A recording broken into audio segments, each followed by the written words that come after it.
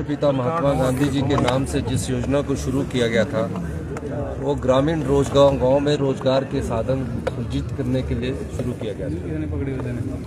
गांव में लोगों को रोजगार मिले। मनरेगा के तहत गांव की कई महिलाएं, कई पुरुष, कई वृद्ध कार्य करते थे।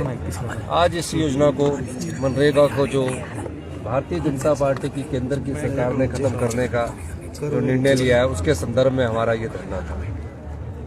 पहले मनरेगा जो थी वो पंचायत के प्रधान, ग्राम सभा और लोगों की मांग को देखकर वो योजनाएं बनाते थे, डिमांड ड्रिवन थी। अब उस योजना को खत्म कर दिया गया है।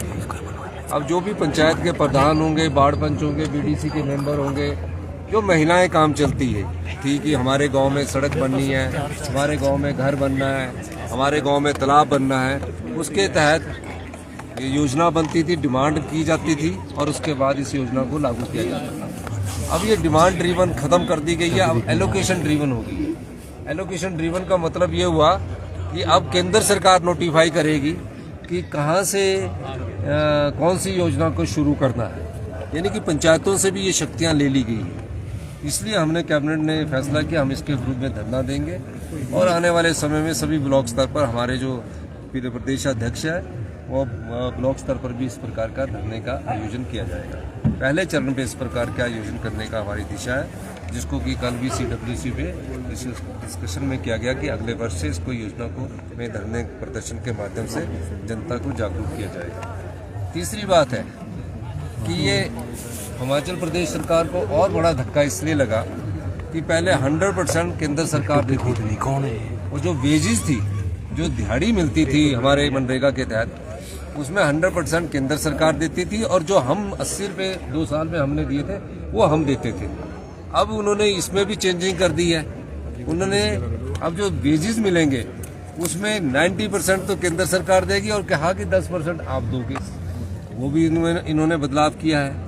और तीसरा, जो मनरेगा के तहत जो पंचायत के कर्मचारी लगे हुए थे, जिला परिषदों में कर्मचारी लगे हुए थे, जिनके द्वारा हम पंचायतों के द्वारा हमने मनरेगा सहायक रखे हुए थे, तकनीकी सहायक रखे हुए थे, उन सबको भी पैसे देने का इन्होंने सारा कुछ खत्म कर दिया है।